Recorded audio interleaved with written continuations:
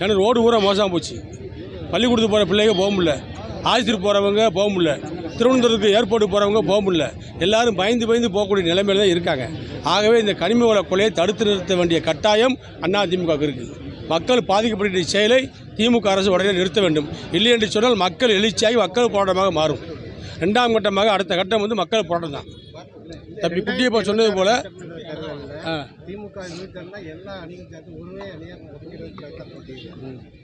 இல்லை, அவர் எடப்பாடியார் தேனியில் சொல்லிட்டார்ல, திமுகவை தான் எங்களுக்கு எதிரி, மற்ற யாரும் எதிரி கிடையாது.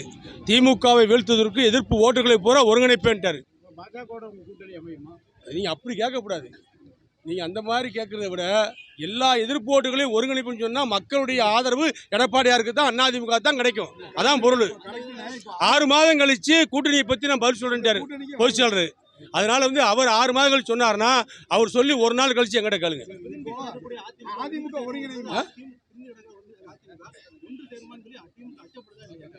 யாரு நீங்கள்? அதிமுக எடப்பாடியுடைய கையில் கரங்களில் பத்திரமா இருக்கு.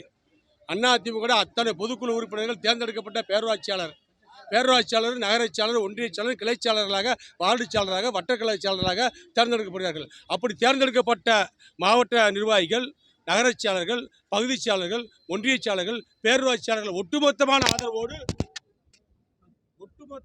ஆதரவோடு எடப்பாடியார் பொதுச் செயலராக தேர்ந்தெடுக்கப்பட்டிருக்கிறார். ஆகவே அவர்தான் கட்சி. புரட்சித்தலைவர் எம்ஜிஆருக்கு பின்பு, புரட்சித்தலைவர் அம்மாவுக்கு பின்பு 3வது அத்தியாயம் அதிமுகவில் எடப்பாடியார் பழனிசாமி தான். அதில் கருத்து வேறுபாடே கிடையாது. அந்த குழப்பமே உங்களுக்கு வேண்டாம்.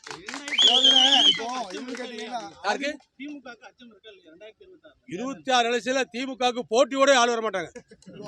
அச்சம் கடுமையா இருக்கு. அதிமுகவுடைய ஒட்டுமொத்த ஓட்டு வங்கி பிரிந்து கிடக்கிறதுனால, சிதறி கிடக்கிறதுனால ஒரு தகவல் இருக்குது. நீங்க பார்லிமெண்ட் நடந்த தேர்தலில் கணக்கு போடாதீங்க. அது டெல்லி. அது மோடி வேணுமா, ராகுல் வேணுமான்ற நிலைப்பாடு. இது எடப்பாடி வேணுமா, ஸ்டாலின் வேணுமா நிலைப்பாடு. அங்க எடப்பாடி தான் கிங்கு, மற்றதெல்லாம் மங்கு. தென்காசி கோவில்ல அது ஒரு கம்யூனிட்டி, போராட்டம் அறிவிச்சிருக்காங்க. அதாவது தென்காசியினுடைய காசி விஸ்வநாதர் ஆலயம் ஒரு 600 ஆண்டுகளுக்கு முன்பு பாண்டிய மன்னர்களால், பராக்கிரம பாண்டியனால் ஒரு 600 ஆண்டுகளுக்கு முன்பு கட்டப்பட்ட கோயில், சிவாலயம். அதற்கு பின்பு ஒரு 40 ஆண்டுகளுக்கு முன்பு, ஒரு 30 ஆண்டுகளுக்கு முன்பு நம்முடைய ஐயா தினத்தந்தியினுடைய தலைவர், தினத்தந்தி பத்திரிகையுடைய தலைவர் சிவந்தி ஆதித்தனார் ராஜகோபுரம் கட்டி அந்த கோயிலை உலகறிய செய்தார். வீர பராக்கிரம பாண்டியனுடைய மறு உருவமாக சிவந்தி ஆதித்தனார் செய்தார். இன்றைக்கு இங்கே எந்த பிரச்சனையும் கிடையாது. தேவர் சமுதாயம், நாடார் சமுதாயம், தேவேந்திர குல சமுதாயம், சிறுபான்மை சமுதாயம் எல்லாருமே சந்தோஷமாக இருக்காங்க. இதில் போய் ஒரு சமுதாயத்திற்கு அதிகமான இடங்களும் ஒரு சமுதாயத்தை புறக்கணிப்பது என்பது ஒட்டுமொத்தமாக இந்த ஆட்சி செய்கின்ற தப்பான செயல். இதில் தேவர் சமுதாயத்திற்கு ஒரு இடமும், தேவேந்திர சமுதாயத்துக்கு ஒரு இடமும், நாடார் சமுதாயத்துக்கு ஒரு இடமும், மீதி இருக்கிற 2 இடத்துல பிள்ளைமார் சமுதாயம், செட்டியார் சமுதாயம், யாதவ் சமுதாயம், இப்படிலாம் ஐயங்கார் பிராமின் சமுதாயம், இப்படி ஏதாவது ஒரு 2 சமுதாயத்துக்கு போட்டிருந்தாங்கன்னா, மைனாரிட்டி சமுதாயத்துக்கு போட்டு அந்த பிரச்சனையே வராது. ஒரு சமுதாயத்தை அந்த கோயில் இங்கே உருவாவதற்கு 600 ஆண்டுகளுக்கு முன்பாக சிவகாசியில் இருக்கக்கூடிய காசி விஸ்வநாதர் கோயிலும், தென்காசியில் இருக்கக்கூடிய இந்த காசி விஸ்வநாதர் கோயிலும், வடகாசியில் இருக்கக்கூடிய காசிக்கும் ஒரு பிணைப்பு உண்டு. நான் சிவகாசிக்காரன், அதனால் தென்காசி கோயிலை பற்றி நான் பேசுவது சரியானது தான். இது அந்த காலத்தில் மன்னர்களால் உருவாக்கப்பட்ட இந்த கோயில், அன்றைக்கு இருந்த மன்னர்கள் முக்குளத்து சமூகத்தை சேர்ந்த அந்த பாண்டியனார் கொண்டு வந்த கோயில், நாடார் சமுதாயத்தை சேர்ந்த ஐயா சிவந்தி ஆதித்தனாரால் பிரமாண்டப்படுத்தப்பட்டது, ராஜகோபுரம் கட்டப்பட்டது.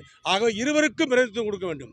அதேபோல் தேவேந்திர குல சமுதாயத்திற்கும் பிரதிநிதித்துவம் கொடுக்க வேண்டும். மற்ற சமூகங்களுக்கு பிரதிநிதித்துவம் கொடுத்து இந்த பிரச்சனையை முடிச்சிருந்தால் பிரச்சனை இல்லை. இன்றைக்கு அவர்கள் எடுத்திருக்கிற நிலைப்பாடு முழுக்க சுயநலமானது. ஒரு சமுதாயத்தை புறக்கணிக்கிற எண்ணமாகத்தான் அவர்கள் நினைப்பார்கள். அதுதான் சரியாகவும் எனக்கு தெரிகிறது. ஆகவே இது நிறுத்தப்பட வேண்டும். இதை நிறுத்தி மாற்றி அமைக்க வேண்டும். முக்குழுது சமுதாயத்திற்கு இட வாய்ப்பு கொடுக்க வேண்டும். எல்லா சமுதாயத்திற்கும் பங்களிப்பு கொடுத்து எப்போதும் போல இந்த காசி விஸ்வநாதர் ஆலயம் சிவாச்சாரியர்கள் நிரம்பிய பகுதி, இந்த பகுதி இங்கே எந்த பிரச்சனையும் இல்லாமல் தேவ பணிகள், ஆன்மீக பணிகள் நடக்க வேண்டும். அதை விட முக்கியம், இந்த அரங்காவலரை போடக்கூடியவங்க ஆன்மீகத்தில் நம்பிக்கை உள்ளவர்களாக இருக்க வேண்டும். ஏன்னா அதிமுக கட்சியை சேர்ந்தவங்க தேவாலயத்தில் போய் மாதா வணங்குவாங்க, பள்ளிவாசலுக்கு போய் அல்லாஹ்வை வணங்குவாங்க, சிவன் கோயிலுக்கு போய் சிவனை வணங்குவாங்க, பெருமாள் கோயிலுக்கு போய் பெருமாளை வணங்குவாங்க. அந்த அளவுக்கு ஒரு ஆன்மீக ஈடுபாடு கொண்டவர்கள் எம்ஜிஆருடைய தொண்டர்கள், தம்பிகள், அம்மாவுடைய பிள்ளைகள், எடப்பாடியுடைய தம்பிகள். எங்களுக்கு எந்த மதங்களும் எந்த சமயமும் வேறுபாடு கிடையாது. ஆன்மீகத்தில் நாங்கள் முன்னணியாக நிற்போம், உண்மையாக உழைப்போம். கடவுள் பக்தி இல்லாதவர்கள் அங்கே அரங்காவலராக வரக்கூடாது. அதிலும் தப்பு நடக்கதாக கேள்விப்பட்டேன். இவர்கள் கட்சிக்காரர் என்று தான் போடுகிறார்கள் ஒழிய எனக்கு 2 உனக்கு 2 மிச்சம் 2 நீ வச்சுக்கோ இப்படி பிரித்து போடுறதா ஒழிய அந்த கோயில் தலைக்க வேண்டும். அந்த கோவில் கும்பாபிஷேகம் போன்ற நிகழ்ச்சிகள் பெருசாக நடக்கணும்னு சொன்னால் நல்ல தெய்வ பக்தர்களை போட வேண்டும். சமுதாய பிரச்சனை வராமல் நான் சொன்னபடி பிரித்து போட வேண்டும். இதுதான் எங்களுடைய கருத்து. பாதகம் செய்பவரை கண்டால் நாம் பயம் கொள்ளலாகாது பாப்பா. மோதி மிதித்து விடு பாப்பா, அவர் முகத்தில் உமிழ்ந்து விடு பாப்பா. அண்மை செய்திகளை உடனுக்குடன் தெரிந்து கொள்ள இணைந்திருங்கள் எம் நாடு தொலைக்காட்சியுடன்.